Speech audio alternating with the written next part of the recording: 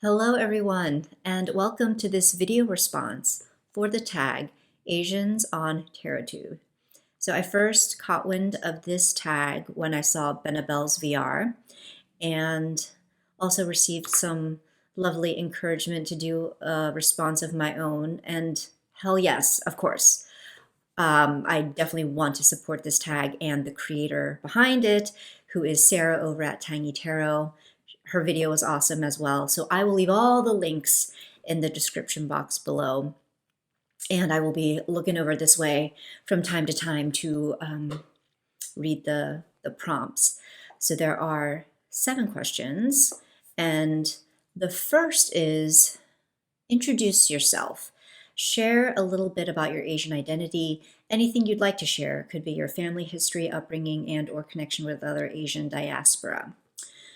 So I am a first generation American-born Korean. So my parents are from South Korea. And I grew up in the Lancaster, Pennsylvania area. So very kind of like rural, very white for the most part. And I was a latchkey kid, which I think is most often associated with Gen X. So for those of you youngins in later generations, more recent generations, who might not know the terms, latchkey kid just means, a kid who after school would come directly home to essentially an empty house. We would have to take care of ourselves, take care of our younger siblings while the parents were away at work.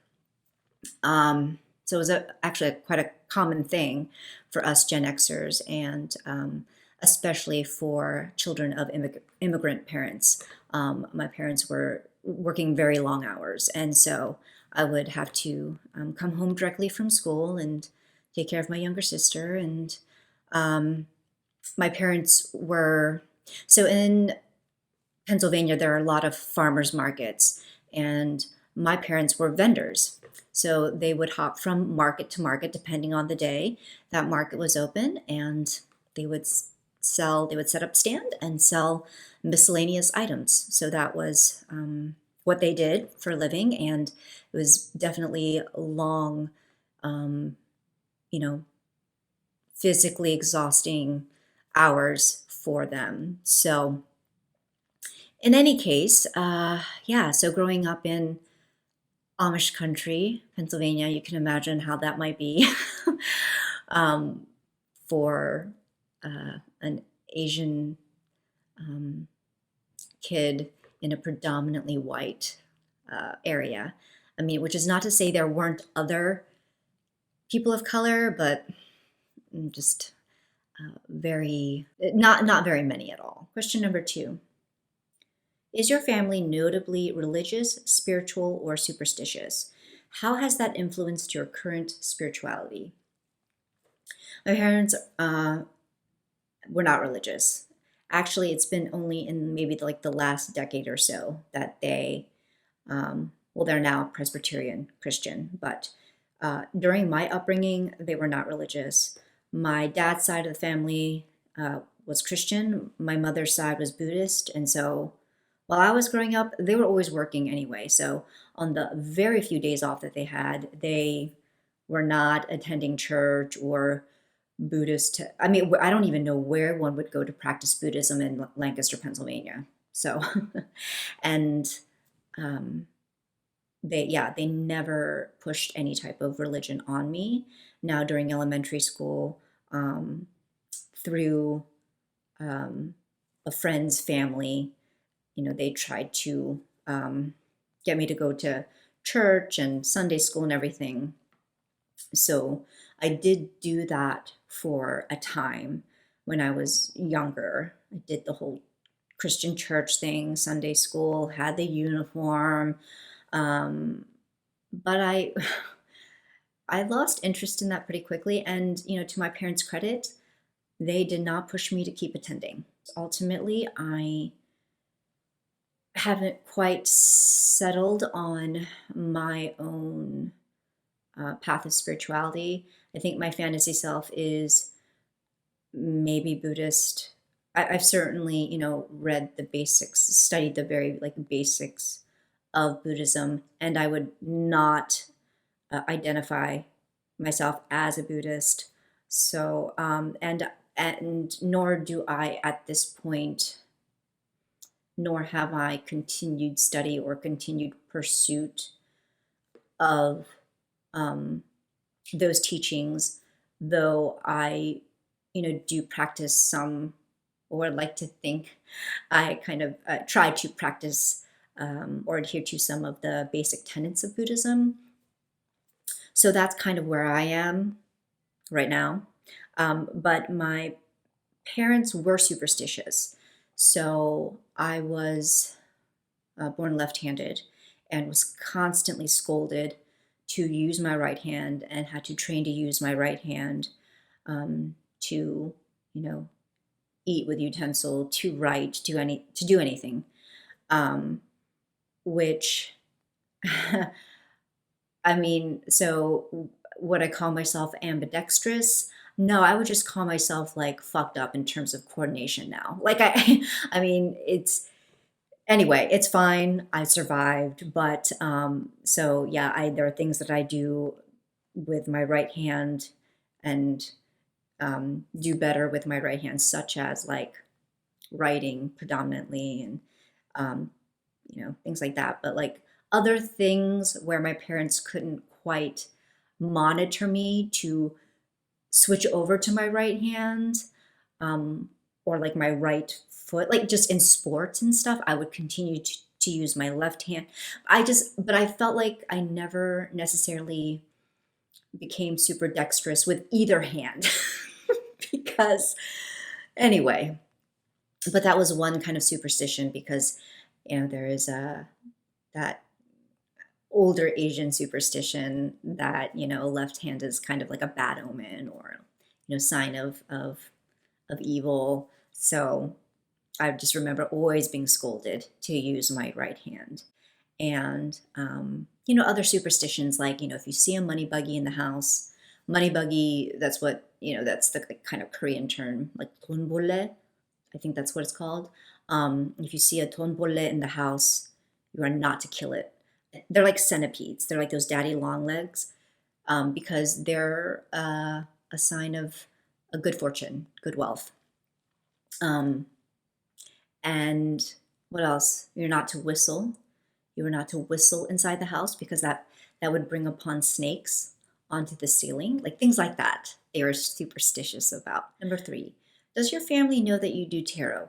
Have they had any opinion or response? My parents don't know that I do tarot. Like my sister knows, and she doesn't care. My parents don't though. Even though I know that my mother and father have seen at least like they saw the morning calm oracle deck lying on the table and were just very kind of mildly curious about it, but then I mean lost interest very quickly. I feel like my mother has seen some of my tarot decks, but they're all in pouches and things, and so they've never come out and asked, or I've never come out and said, and it's just never felt very organic or natural to kind of have that conversation. And frankly, I just don't even feel the need to have that conversation with them. I don't know how they would respond. I would like to think that they would respond pretty mildly, if at all. I mean, now that they are immersed in their Christian religion, that may or may not influence their response. But at the end of the day, I'm just not very concerned about it. And I don't really feel the need to bring it up to them. Like, I don't feel like I'm necessarily hiding anything. And I don't feel like it's a confession I need to make with them or really with anybody. And now my husband has decided he's going to mow the lawn. So hopefully, if you hear that in the background, it's not too distracting. Apologies. But I'm just going to continue on here. So, number 4, do you feel like your Asian identity or experiences affect how you do tarot? I, hmm. I don't think they affect how I do. I don't know if I'm just getting caught up in semantics. Maybe not necessarily how I do tarot per se, as it is like what I come to the tarot with. Is that the same thing? I don't like I think the kind of topics or the issues or the feelings um, that I come to tarot with, that I want to explore through tarot, are certainly ones that are very much um, a direct result of my Asian identity and experiences. And certainly, in terms of some of the decks that I choose to buy that have Asian themes or images that are associated with my native culture, or just my wanting to support Asian creators. So I think those are the ways in which my Asian identity or experiences do factor into how I use tarot and the decks that I gravitate toward. Number 5, are there any tarot cards that particularly resonate with you about your Asian experiences? Yes, let me grab it because I'm super prepared. Okay, so I decided to pull from the Fenestra Tarot. So here's the back. And speaking of Asians, this deck was created by, I think she's Thai. I will leave her name in the description box below. I apologize, I don't have the title card on me for this deck. In any case, so this is the Lover's card from the Fenestra Tarot. And the Lover's card resonates with me in a couple different ways. So one, I'm a Gemini sun, and so this is my card. And then in terms of meaning, one that I can associate with the Lover's card is the idea of union. And when it comes to the union of different parts of my identity, that has been, especially during my childhood, a very, a struggle and difficult to navigate. Because on one hand, my parents were, it was important for them that I assimilated successfully, that I fit in and that I thrived at school, and that I just was well assimilated, right, into the American culture. And at the same time, they still wanted me to retain aspects of my traditional Korean culture. And, there would be several times when those two things coming together were difficult for me to internalize, in terms of certain choices I would make, certain decisions, and ways that I felt I was supposed to conduct myself. Of course, now that I'm older, I'm in a great place, and I think that navigating those different sides of my identity, the assimilation and some of the assimilation trauma that came with that, and just sometimes feelings of mixed messages I would get from my parents or others around me. That's something that's, yeah, taken years to unpack. And now I'm in a great place. And I think it's an issue that, or kind of an exploration that will be never ending. Number 6, why do you want to find other Asian tarot friends? Why not? Why wouldn't I? To be able to connect with more people who have maybe similar shared cultural experiences and feelings, and to commiserate together. And then on top of that, to geek out about tarot and like cards together. That sounds fantastic in my book. And so, yes, I'm all about that. I'm all about solidarity and just continuing to connect. And you don't have to be East Asian. You can be any flavor of Asian, and would love to connect. Final prompt. Lastly, show and tell a deck. Any deck. Doesn't have to be specifically Asian related. Okay, so I've got a couple here, I'm not gonna lie. The first one that came to mind is from a Korean creator, and this one is out of print, but I'm just like low-key obsessed with this deck. And again, thank you to the lovely viewer who uh, offered to gift me her backup copy. That's just so amazing and generous. But anyway, some of you might not be surprised that I am talking about the Delos Tarot. And I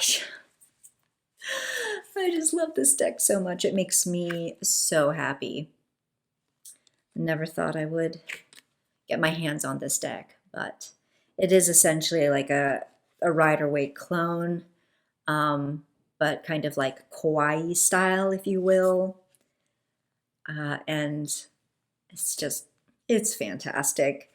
Now last I saw, there was a Kickstarter for a reprinting of this deck, but people outside of South Korea weren't able to back that Kickstarter campaign.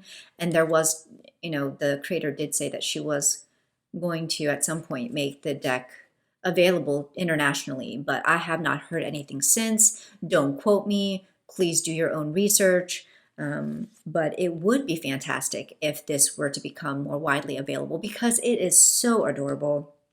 I think this creator did a fantastic job, and it just makes me so happy. Just everything about it makes me so happy. Now, and I do feel like low-key bad to be showing an out-of-print deck, even though I know I shouldn't. But inevitably, anytime I show so the other Korean decks that I had that I was gonna, that I had thought to show, get out of print and yeah, out of print. And even if they were still in print, you could only get them from South Korea. So this one, it is in print. You can get this deck. It is an indie deck, and another one that I've been gushing about, but I at least wanted to offer this for those who were interested in kind of Korean themed decks, and one that would be available should you be interested in pursuing it. And that is the traditional Korean tarot, which I always call the Bana tarot because it is by creator Bana.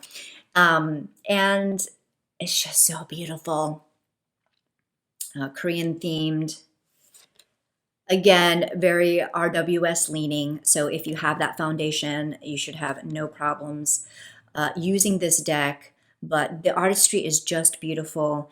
And an added perk with this deck is that the guidebook is not just like a throwaway, like little white book. It's a legit guidebook. I mean, if you get the actual companion book that comes with it, which I suggest if you're able to swing that you do, because it is just chock full of information and really adds to further exploring the cards and the little details and why she chose the different colors and the different animals and the inspiration behind the characters. It is so good. So that is the traditional Korea tarot.